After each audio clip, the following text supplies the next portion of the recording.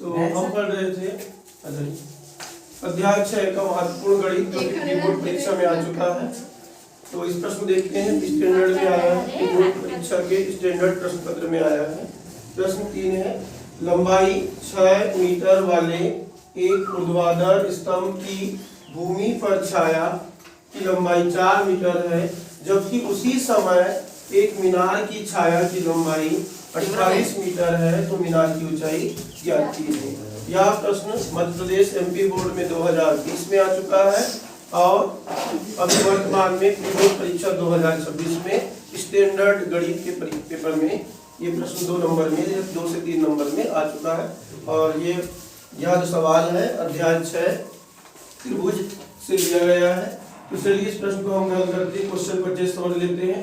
Question हमको यह कह रहा है कि लंबाई 6 मीटर वाले एक ऊर्ध्वाधर स्तंभ, मतलब कोई स्तंभ है जिसकी लंबाई 6 मीटर है और उसी समय उसकी छाया की लंबाई कितनी है, 4 मीटर है। कोई स्तंभ है यानी कि खंभा है जिसकी लंबाई 6 मीटर है और उसकी छाया 4 मीटर है। तो उसी समय यदि कोई टावर है, कोई मीनार है और उस मीनार की लंबाई 28 मीटर, उस मीनार की छाया 28 मीटर है, तो उसकी ऊंचाई कितनी होगी ये हमको ज्ञात करना है। बिल्कुल सिंपल सा क्वेश्चन है। स्तंभ है, स्तंभ की ऊंचाई 6 मीटर है, तो उस समय छाया उसकी 4 मीटर है। और यदि उसी समय कोई मीनार है और मीनार की छाया यदि 28 मीटर है, तो उसकी ऊंचाई कितनी होगी ये हमें ज्ञात करना है। तो हम लिखते हैं हल में, माना AB एक स्तंभ है तथा BC उसकी छाया है। ये AB हमारा एक स्तंभ है और BC उसकी छाया है। तो स्तंभ की लंबाई हमको दे दिया है यहाँ पर 6 मीटर, तो हमने लिख दी स्तंभ की लंबाई। माना AB एक स्तंभ है तथा BC उसकी छाया है। तो स्तंभ को हमने माना है AB, तो AB की लंबाई कितनी है, 6 मीटर और उसकी छाया BC की लंबाई 4 मीटर। स्तंभ AB की लंबाई 6 मीटर, उसी समय उसकी छाया की लंबाई कितनी है, 4 मीटर। इसी प्रकार माना DE एक मीनार है, DE एक मीनार है और तथा EF उसकी छाया है। जो EF है उसकी छाया, क्योंकि मीनार है तो मीनार सीधे जमीन पर खड़ा रहेगा, इसलिए DE मीनार है और छाया जमीन में बनेगा, इसलिए EF क्या है, उसकी छाया। अब हम DE की ऊंचाई याद करनी है, तो DE को हमने कितना मान लिए हैं, h, तो DE बराबर h मीटर और छाया EF की लंबाई हमको दिया हुआ है 28 मीटर, तो EF बराबर 28 मीटर। अब हम देख रहे हैं चित्र में ये दोनों ही त्रिभुज समरूप त्रिभुज है। क्यों समरूप त्रिभुज है, क्योंकि दोनों के कोण जो है संगत कोण बराबर है, 90 डिग्री है, 90 डिग्री है और दोनों की संगत भुजा है और समानुपाती है।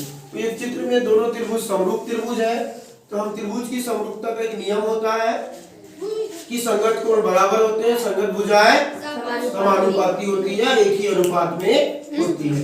तो आप देखेंगे यहाँ पर कि पहला त्रिभुज जो है आपका ABC, इसमें पहली भुजा है AB, पहली भुजा क्या है AB, तो AB के बटे में आ जाएगा D। हम यहाँ लिख दिए हैं, चूंकि त्रिभुज ABC समरूप है त्रिभुज DEF के, तो त्रिभुज की समरूपता से AB के बटे D बराबर BC के बटे EF, मतलब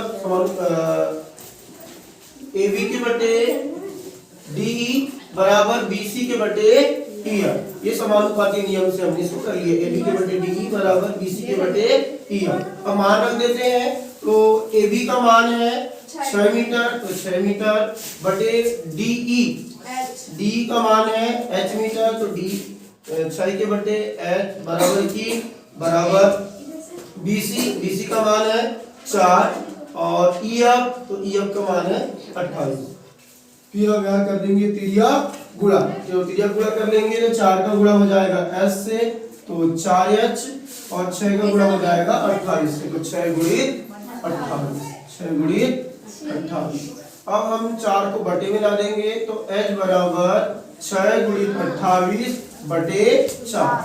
अब 4 से 28 को काट दीजिए, 4 एकम 4, 4 7 28, कितने बार में चले जाएगा, 7 बार में चले जाएगा। तो h की h बराबर 6 गुणित 28 के पास कितना बचा है, 7, तो 6 गुणी 7, तो 6 7 42, तो h बराबर 42 मीटर, h बराबर 42 मीटर।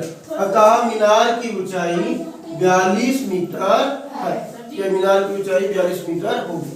ठीक है, तो ये प्रश्न का उत्तर आ गया। मिलते हैं अगले वीडियो में, जब तक